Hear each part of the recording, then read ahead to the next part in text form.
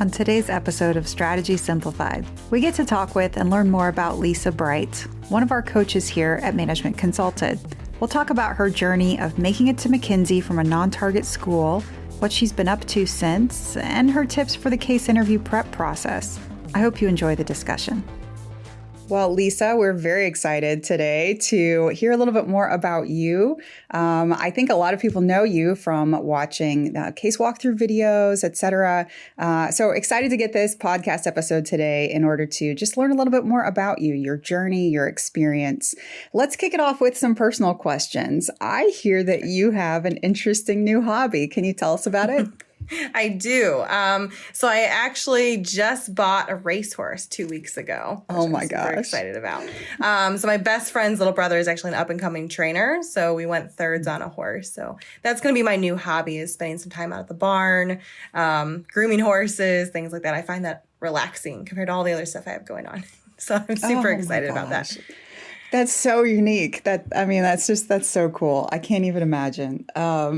Congrats on that. That's exciting. Yeah. I've always wanted to own a horse, so this is my chance to do that, but I don't have to have him at my house. I do have a dog that's about the size of a horse. He's about 200 pounds. It's a Great Dane. So now I have an official horse. Something with the large animals there. I like it. I like it. Who is somebody, Lisa, for you that's had a huge influence on your life? So I would say I wouldn't say one person in particular. I think it's really been different people at different stages of my life. That's kind of helped me with at different times.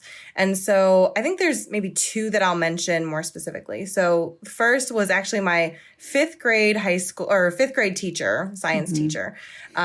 He always challenged me in a lot of different ways. And he's actually the only teacher or professor that I've had in my entire academic career that gave me something less than an A in a class. I actually still stay in touch with him. I see him on a weekly basis. And so he's been a big part of my life for a long time.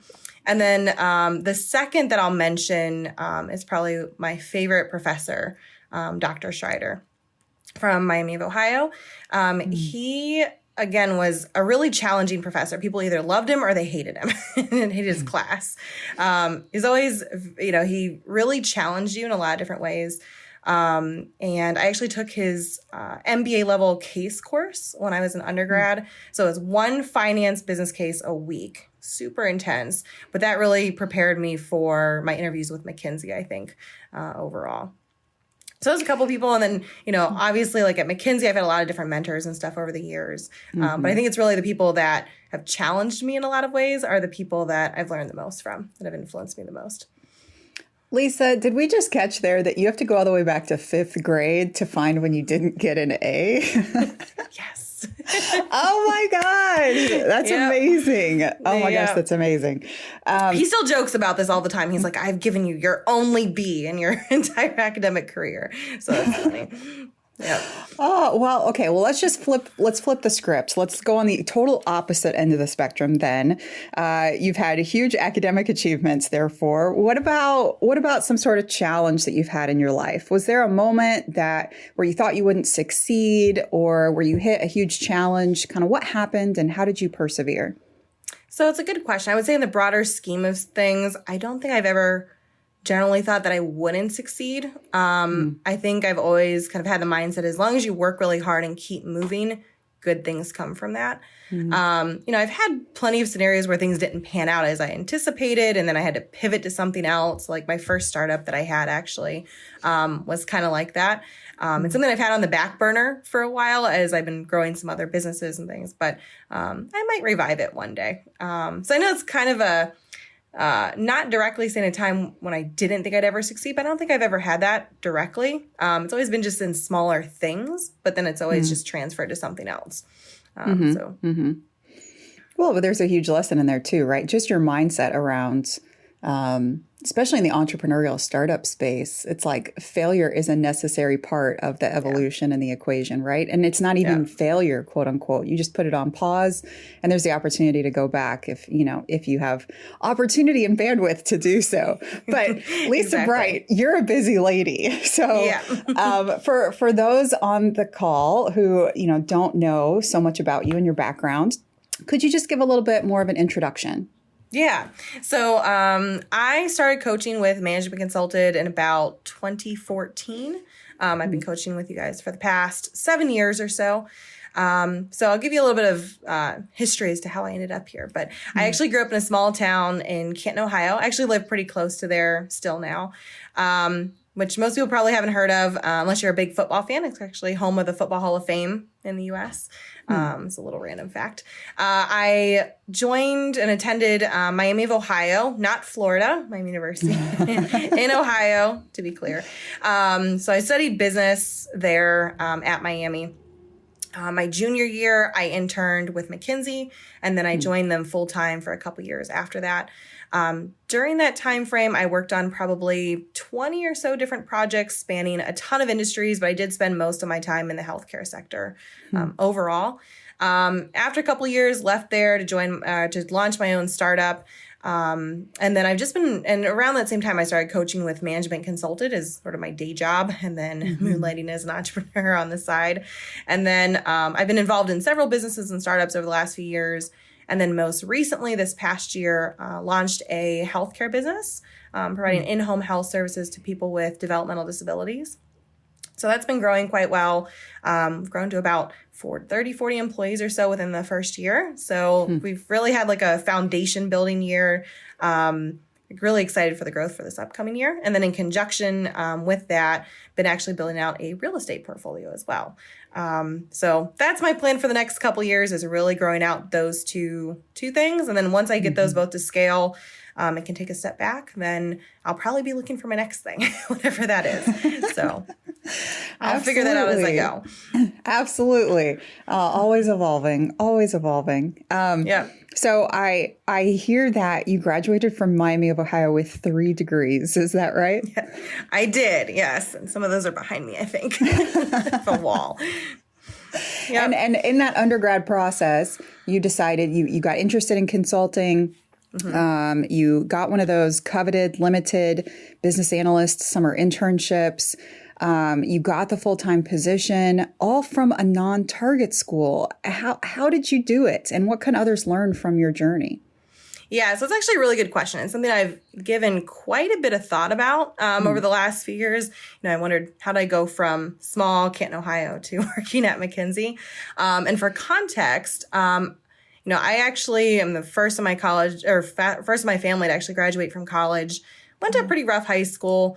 And overall, like Miami, good school, but definitely not a target school. I think I was told, at least when I interviewed, that no one had gone from Miami of Ohio to McKinsey in over 12 years.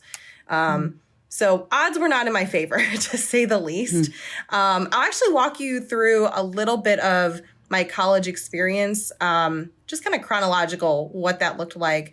And then I want to go back and maybe talk through a few of the main points or takeaways. Because consulting was not something I started pursuing when I first started college. So I kind of fell into it. But I can kind of walk you through that story. So overall, I'd say, let's start with freshman year. So during my freshman year, I came in as an undecided major. I wasn't sure what I wanted to do exactly. I actually wanted to do law, I thought was my plan. But Miami did not have a good law program.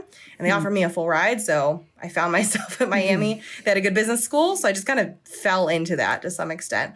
My freshman year, I actually took an internship as a door-to-door book salesperson in North Carolina. That was interesting. That was a rough experience. And then my sophomore year, after kind of going through some of the initial courses and stuff, my sophomore year, I declared 3 majors and 2 minors. So I did accounting, finance, supply chain management, and supply chain management operations, and then minors in business analytics and stats. And during my sophomore year, I also started a role as a TA for an economics professor that was on campus. And he's actually one of his former students is a partner in the McKinsey Cleveland office. So he put me in touch with a partner, And the partner basically is the one who kind of helped me facilitate getting an interview. He gave me some advice about my application. This was during my sophomore year, so I couldn't obviously apply then. And so he gave me some advice for my summer internship after my sophomore year to get a bigger name brand on my resume. So I actually worked as an investment analyst at Charles Schwab my sophomore year. And then I went back my junior year and landed the interview with McKinsey.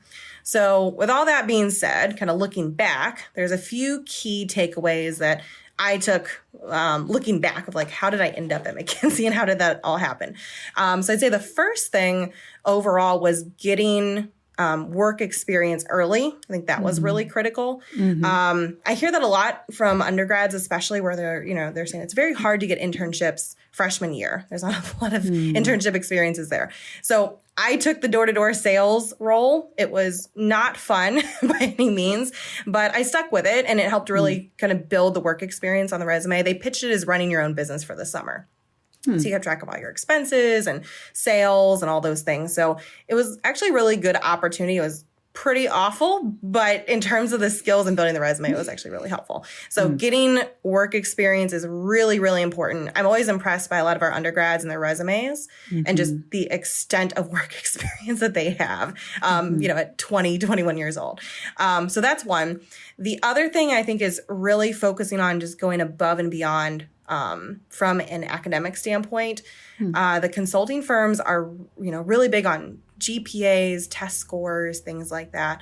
And so, the 3 majors and 2 minors kind of set me apart to some extent. And I did that against everyone's advice. I remember one of the department chairs, he told me there's no way you're going to finish that, and I was bound to prove him wrong. So I finished those off and did it with a 4.0 GPA. So I think that made a big difference in my offer at McKinsey. So striving for excellence in an academic setting, I think is really important. The other thing was like doing things outside of my comfort zone. So for example, that role as a TA, I took that because I knew I was really terrified of and bad at public speaking. And so I looked for the most awkward, difficult thing I could possibly do, which was getting up and speaking in front of 200 people, maybe 100 people about twice a week. And so I figured I would eventually desensitize myself to doing that. So that's one, look for things that challenge you. And then taking that very uncomfortable role is actually what led me to that particular professor who knew that student at his former student at McKinsey, the McKinsey partner. So a little bit of luck in there as well. I had never heard of McKinsey. I had no clue what they did. It was actually my professor who said, have you ever thought of a career in consulting? And there's this firm called McKinsey that I think you should look into. And so I was like, I have no clue what they do, was not interested, but I started researching it and realized that I was really intrigued by the work that they did. My plan was to go into investment banking, actually. And so somehow found myself at McKinsey.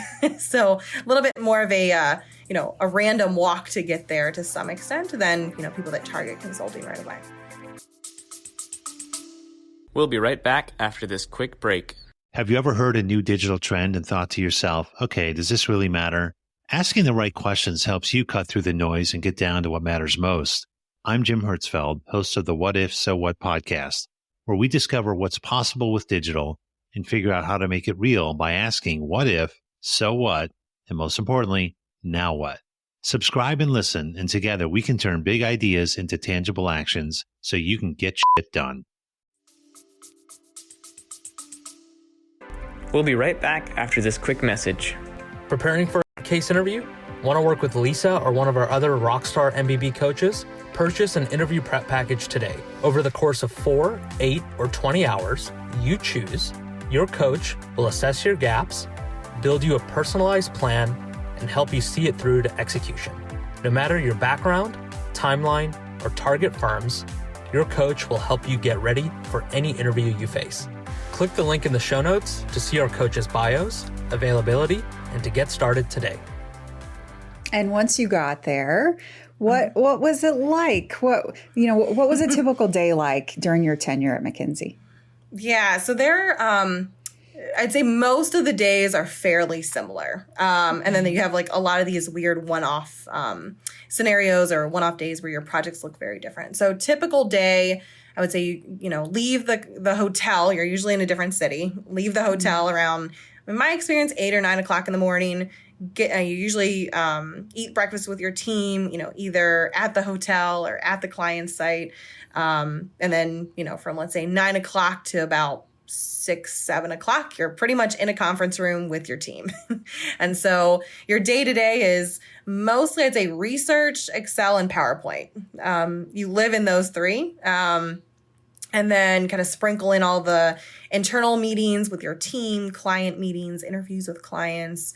So that's your typical day. And then, head out from the client site, maybe around, in my experience, maybe 6, 8 p.m. or so. Grab dinner either with your team, by yourself in the hotel. And then you're, in my experience, usually working till about midnight or so from your hotel by yourself, and then rinse and repeat the next day. That's the typical day. Then you've got travel days mixed into that where you're on flights at very early hours on a Monday. My first project, my first week at McKinsey, I actually showed up and they gave me a hard hat, goggles, and like power tools. And I was ripping apart telecom equipment of all things. So did not expect that. So day-to-day things can be very different depending on the project, but that's your typical day, right? Usually kind of in a conference room, a lot of teamwork, working with your team for about most of your day. Do you miss it? I do to some extent. I actually talked to one of the partners I'd worked with quite a bit about a year ago. And, I'd love to go back in like some kind of half capacity or like join a project for like 2 months and then leave and come back when I want to. But that's not an option, unfortunately. I do miss the people, the work. I don't necessarily miss all the travel and the hours. Not as much flexibility that I have now. I probably work just as many hours now, but on my time with more flexibility. So I feel you on that 100%. Yeah. Well, so you told us a little bit about your journey so far. You left there, you moved into the startup world. You've done a number of different things since then. But, why at that point did you feel like it was the right time to leave? And how have your consulting skills helped you succeed as an entrepreneur? So I spent my 2 years at McKinsey, which is the typical time frame. And so at that point, I was faced with the decision of, do I go back to business school? Do I enter industry in some way? Sometimes you can make a move into like a more specific practice, or I could go do my own thing. I did not want to go back to business school. After my 4 years in undergrad, I was like, I'm done taking business courses for a while. So that was out of the picture. I didn't really want to join another company. I felt like, honestly, if I was to work for someone, I'd probably stay at McKinsey, honestly. And so one of the main reasons I actually got into consulting, or why I was interested in it, was I wanted to start my own business one day. So it was kind of the natural, logical step for me. And so I would say that overall, there's been a lot of things that I've learned at McKinsey that's just kind of followed me through into the entrepreneurial world, right? So I'd say the biggest thing that I learned was structure and just kind of organizing both my work and my day. And so I don't even really think about it. But like if I reflect upon it, like all my whenever I start a new project or anything, I always sit down, I map it out, I structure my work plan, right? Or how I'm going to approach stuff. It's a mindset. It kind of just stays with you. But everything from like whiteboard, I have this giant whiteboard in my office, to like how I name my files, like literally everything kind of carried with me, honestly. So structure is a big thing. I think one of the things that I got really comfortable with is tackling just about anything that I need to. So with being an entrepreneur, you have to wear every hat, right? So one day you're, hour to hour, it changes. You're legal, you're IT, you're HR, you're finance, accounting. And so I think McKinsey got me really comfortable with just being comfortable wearing all those different hats. I may not be an expert in any of those, but you kind of become a jack of all trades, and being comfortable with that, I think, is really important. So I think McKinsey really helped in that way. And then also just from a people standpoint, it's never been my core strength. It's like communication, leading people, those types of things. And so I think McKinsey made a big difference.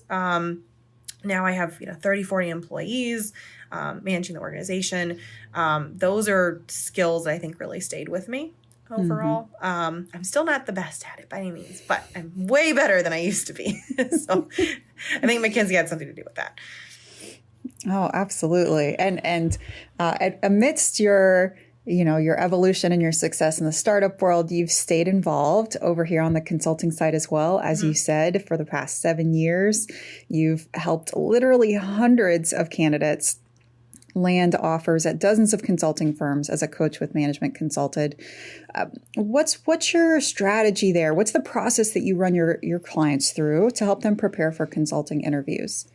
Yeah, so my first session with folks, I almost always do a full diagnostic case, start to finish. It's actually one that I took a case from our case library that we have, and I kind of adapted it to make it my own.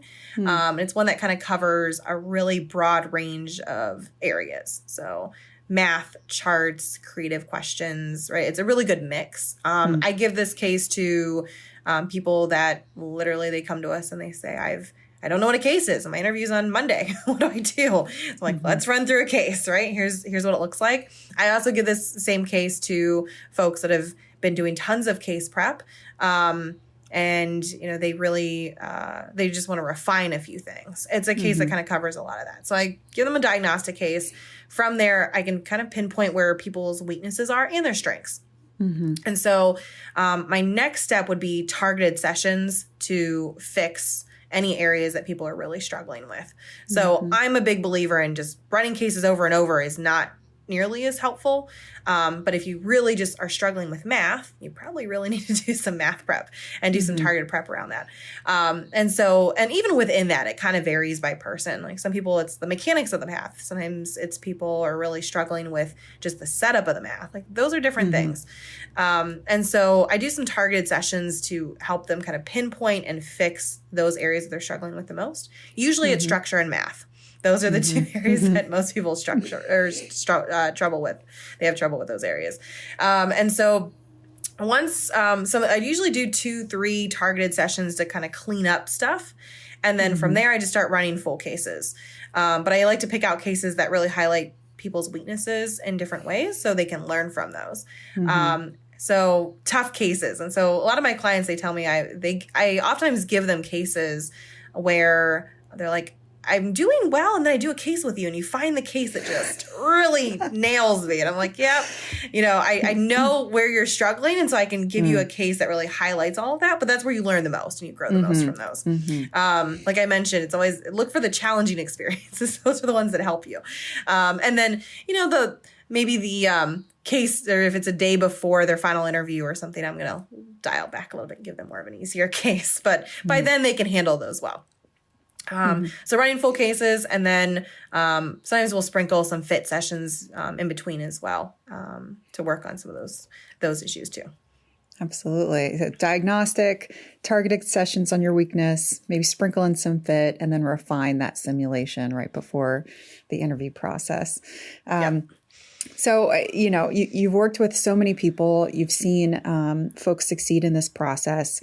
Then there's no magic formula, of course, but in your experience, what are a couple qualities that most successful candidates possess? I would say that there are 3 key things, actually. So one is being tenacious in solving the case. It's more of an attitude or like the energy that people bring. That's one. I'll go back and talk through some of these. The other one is being open to feedback, right? And being able to learn and adjust. That's really important. And the other thing is just being business-minded, which is different than expertise in business. So I'll clarify that a little bit. So in terms of being tenacious, if you give somebody a case and they sound like they're actually excited to solve it and they want to be there and they're wanting to solve the case, that's a big factor. If somebody's just kind of moving through it and they don't sound like they want to solve it, the energy is low, that is harder to fix. Authentically, if they authentically sound excited, because it's like, oh, thanks so much for that information. Right. Yep. And that's feedback I give people. I'm like, if you had to drink a ton of coffee or something, but like be amped up and ready to solve the case. That's really important because they're thinking about, on the job, are you actually going to enjoy doing this? Yeah. And by the way, there is something like getting cased out to some extent where people have done too many cases and then they're just like, oh my gosh, it's another case, right? So you don't want to get to that point either. Open to feedback. That's another one. So it's not where people start. It's about the improvement that they make. So I've worked with some folks and, I did a first couple sessions. I was like, oh my gosh, there's just no way we're going to get them there. And then, I give them a bunch of homework. We do some of those targeted sessions and like, a few sessions later, I'm like, whoa, this is like a whole different person who was, I don't recognize the same person. Right.